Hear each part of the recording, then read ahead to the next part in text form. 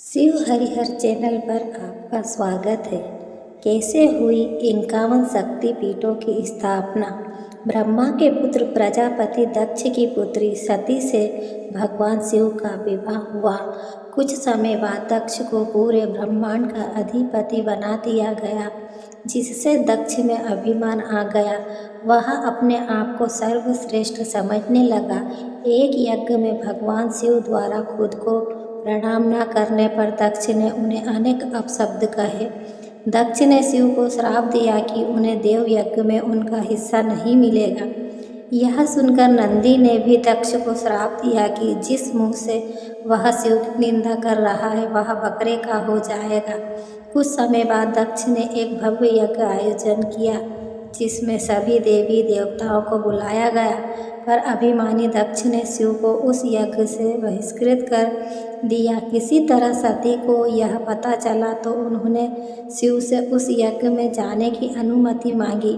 पहले तो शिव ने उन्हें समझाया, पर जब भी वे नहीं मानी तो उन्होंने सती को वहां जाने की अनुमति दे दी। सती अपने पिता के घर पहुंची तो दक्ष ने उनसे आंखें फेर ली। सती यज्ञ में शिव का भाग न देखकर रुष्ट हो गई और सभी को बुरा भला कहने लगी। यह सुनकर दक्ष ने भी शिव निंदा प्रारंभ कर दी। यह सुनकर सती को बड़ा दुख हुआ और उन्होंने यज्ञ अग्नि से अपने शरीर को भस्म कर दिया। यह देखकर शिव के गणों ने दक्ष यज्ञ पर हमला कर दिया, पर देवताओं ने उन्हें वहां से भगा दिया। वे शिव के पास गए और सारी घटना सुना दी। यह सुनकर शिव को बड़ा क्रोध आया। उन्होंने अपनी एक जटा को उखाड़कर जमीन पर मारा, जिससे वीरभद्र और महाकाली प्रकट हुई। शिव ने उन्हें दोनों को दक्ष का यज्ञ विध्वंस करने की आज्ञा दी। उन्होंने पल भर में ही दक्ष का यज्ञ विध्वंस कर डाला और वीरभद्र ने दक्ष का सिर काटकर उसे यज्ञ कुंड में फेंक दिया। यह देखकर देवताओं में हड़कंप मच गया।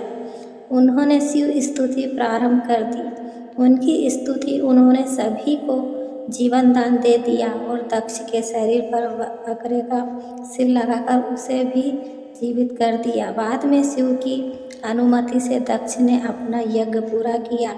अपनी प्रिय पत्नी के शव को लेकर शिव पूरे ब्रह्मांड में घूमने लगे। उनके प्रताप से सारी सृष्टि जलने लगी।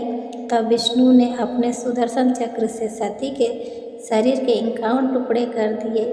ये टुकड़े जहाँ जहाँ गिरे वहाँ शक्तिपीठों की स्थापना हुई।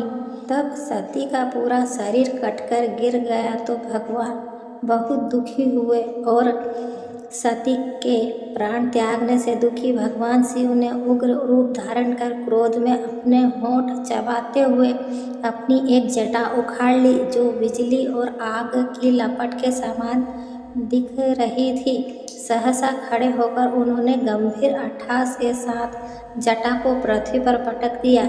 इसी से महाभयंकर वीरभद्र प्रकट हुए। भगवान शिव के वीरभद्र अवतार का हमारे जीवन में बहुत ही महत्व है। यह अवतार हमें सदैव देवता की शक्ति का प्रयोग वहीं करे जहाँ उसका सदुपयोग हो।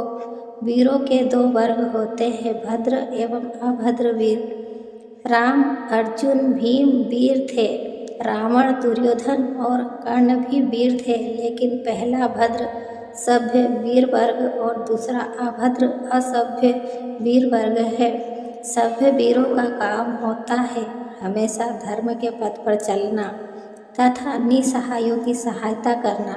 वही असभ्य वीर वर्ग सदैव अधर्म के मार्ग पर चलते हैं तथा निशक्तों को परेशान करते हैं। भद्र का अर्थ होता है कल्याणकारी, अतः वीरता के साथ भद्रता की अनिवार्यता इस अवतार से प्रतिपादित होती है। श्री शिवाय नमस्तुभ्यं। हर हर महादेव।